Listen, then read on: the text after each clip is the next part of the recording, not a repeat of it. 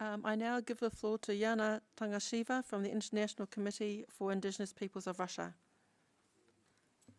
Yana, you have the floor. Thank you. Thank you, Madam Chair.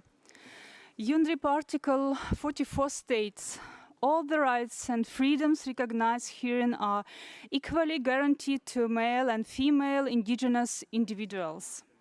The declaration obliges states to abstain from violations of the rights of indigenous peoples. Today, however, we clearly see how the Russian government not only violates indigenous rights domestically, but treats the rights of indigenous peoples at the international level in a manipulative manner.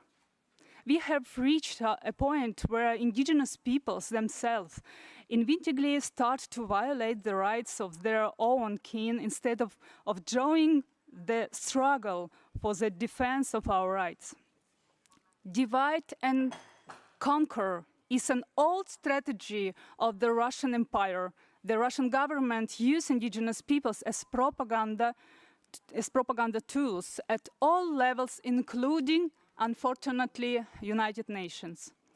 They have forced us to leave the country because we spoke truth to power.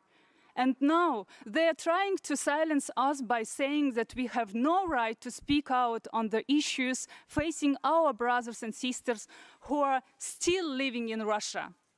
Let me assure you, those of us who had to leave homeland due to reprisals by the state or due to harassment by corrupt businesses acting in collusion with the state have not become less indigenous. We also have not become less vocal about the rights of indigenous peoples.